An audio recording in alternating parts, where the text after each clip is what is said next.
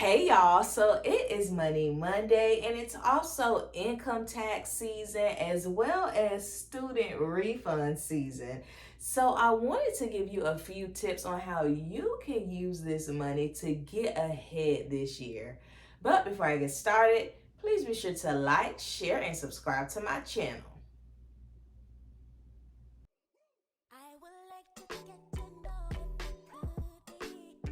So you probably already knew that I was going to say this, but first things first, when you are getting your student refund back or your income tax, or maybe you're getting both, you want to use the debt snowball to pay off your debt.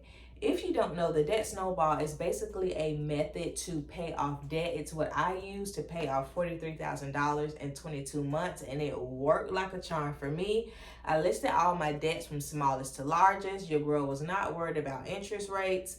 I made minimum payments on everything. However, the debt that I could throw extra at, so let's say I had a $20 debt, a $60 debt, and an $80 debt, right?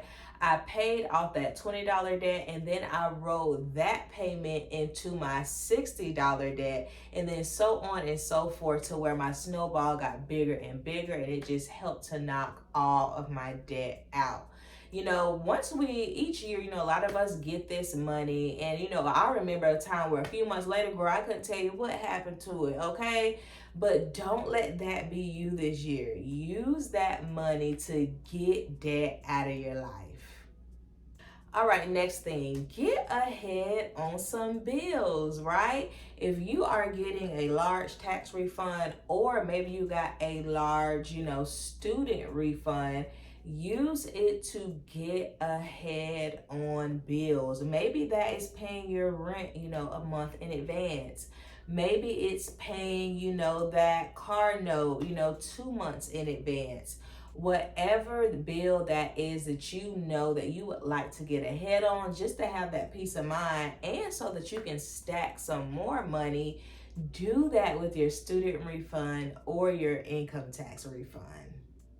Now, this is one thing that I did about 2 years ago now. When I got a student refund, I used the money to invest in myself. And what I did with that was that I got an LLC, like for my business, right, that I'm using today.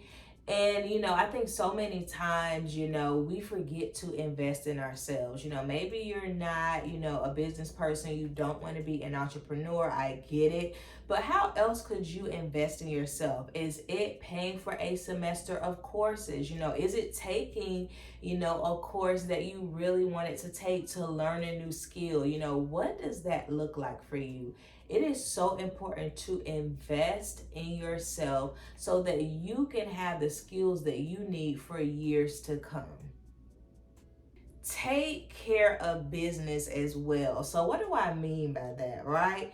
Sometimes we get this money and you just see all the things that you don't need, right? But you forgot about that car that's been making that noise for the last 6 months, right? Or maybe it's that at-home project that you really need to get finished or fixed.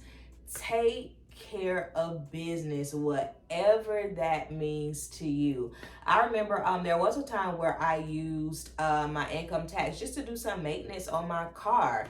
We need our cars. Transportation is so important. So don't just push that to the wayside, and don't do the bare minimum either. If them people telling you that you need the muffler, the alternator, and the AC, then you need to get it all done. Don't just do the bare minimum. Get it taken care of, right? And you can do that, with this money that you're getting. Now, when I was in my debt-free journey, this is probably something that I didn't do as much as I would have liked, but looking back, it's something that I definitely could have done and that would have been okay for me to do.